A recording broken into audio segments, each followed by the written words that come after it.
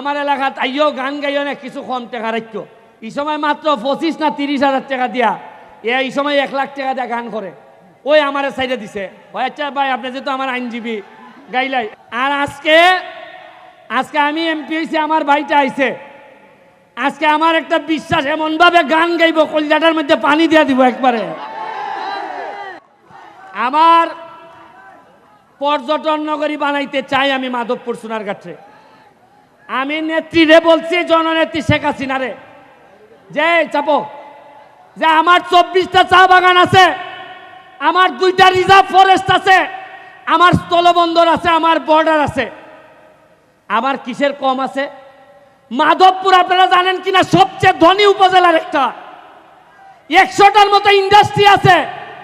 মাধবপুরের মানুষ একটা মানুষ না খেয়ে থাকতে পারবে না।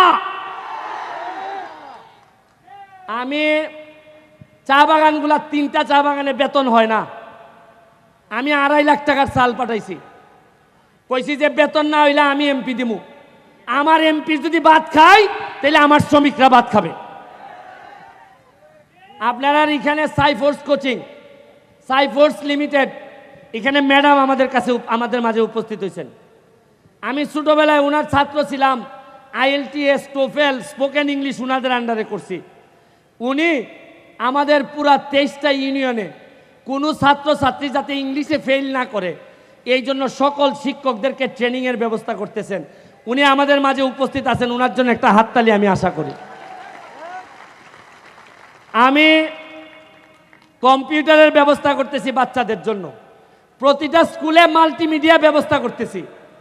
আমি আজকে আর বক্তব্য বাড়াবো না, স্বপ্ন দেখতে শিখেন। যে সুমন 9.5 লাখ টাকা দিয়ে নির্বাচনে নামছিল, আজকে 9.5 লাখ টাকা দিয়ে নির্বাচনে নামিয়া আজকে কিছু লোকের কথা বলতে হয়। মুসলিম চেয়ারম্যান সাহেব, আলাউদ্দিন ভাই, এখানে বাবুল ভাই, সেলিম চৌধুরী, কিছু লোকের নাম বলতে হয় যারা আমার জন্য, আমার মতো একটা এতিম বাচ্চারে টাইনা তুলছে আমারে। তাদের অনেক লোকের নাম বলতে পারি না, তাদের আমার কলিজা কাটতে দিল, আমার ঋণ শেষ হয় না। আর এরা বাদ দেন, এরার পরে আপনারা ভোটাররা যেভাবে আমারে না জানা না বুঝা আমারে আপনারা ভোট দিচ্ছেন, দোয়া করছেন, খালি এমপি বানান নাই, সারা বাংলাদেশের নেতা বানাই দিচ্ছেন আমারে আপনারা। আমরা আর মাধবপুর সোনারঘাটের হিসাব করি না, হিসাব করি মাধবপুর থেকে জাতীয় নেতৃত্ব তৈরি হবে, সোনারঘাট থেকে জাতীয় নেতৃত্ব তৈরি হবে।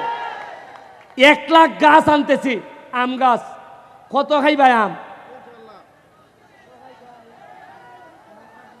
আমি আপনাদেরকে বলে, আজকে আরিফিন রুমি আইছে এইখানে, আজকে সাথী খান আসছে গান গাইতে, আজকে তামান্না হক আসছে গান গাইতে। কিছুদিন আগে আপনারা জানেন সোনারঘাটে আমাদের ICT মন্ত্রী আসছে, সালমান মুক্তাদির, তাশরিফ খান, এরা আসছে। আপনারা বুঝেন না যে এরা আসে মানে লক্ষণটা কিতা? এরা এমনি আয়, এরা বুঝে যে ইতারে বড় জিতেছি গা। এরা জানে, এরা তো সারা দেশ ভাঙ্গে খায়, এরা জানে কোন জিনিস নেতা হইতাছে। এই রুমি আমি আরো প্রায় অনেক বছর আগে তারে সোনারঘাট নিয়ে আসলাম।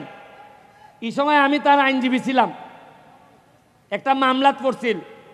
ওই সময় সানসে ভাইয়া কিছু কম টাকা দিয়ে আইন ইসলাম, কইলাম যে আমি উকিল, তোমার আমার এলাকাত আইও গান গাইও না কিছু কম টাকা রাখতো। এই সময় মাত্র 25 না 30,000 টাকা দিয়া এই সময় 1 লাখ টাকা দিয়া গান করে।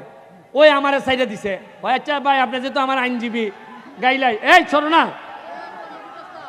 আর আজকে আমি এমপি হয়েছি, আমার ভাইটা আইছে।